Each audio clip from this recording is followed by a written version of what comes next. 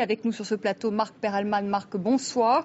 Tout d'abord, est-ce que vous pouvez nous dire qui est ce médecin qui exerçait en France, à Maubeuge, sans être jamais inquiété, en tout cas jusqu'à maintenant?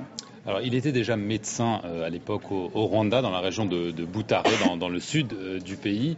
Et il est suspecté par le régime de Kigali et des victimes du génocide d'avoir aidé à fomenter, en tout cas, ce génocide en 1994. Alors, il exerçait pendant des années tranquillement à Maubeuge, dans le nord, jusqu'à octobre dernier, lorsque le mari d'un personnel de l'hôpital, à qui il aurait fait une remarque désobligeante sur son poids, a tout simplement tapé son nom sur Internet et s'est aperçu qu'il y avait une demande d'arrestation d'Interpol. Et donc, il a alerté les autorités, il a été suspendu puis licencié de son hôpital, il est parti en Belgique où vit sa femme.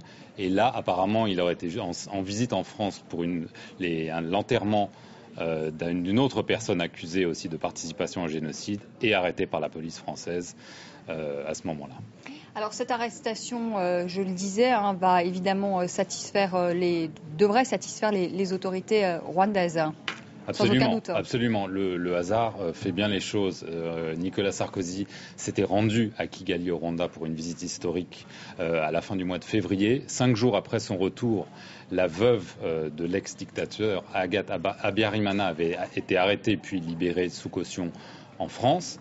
Là, on est exactement à 5 jours d'un sommet Afrique-France qui doit se dérouler à Nice, où est invité et où va venir normalement le chef de l'État rwandais, Paul Kagame.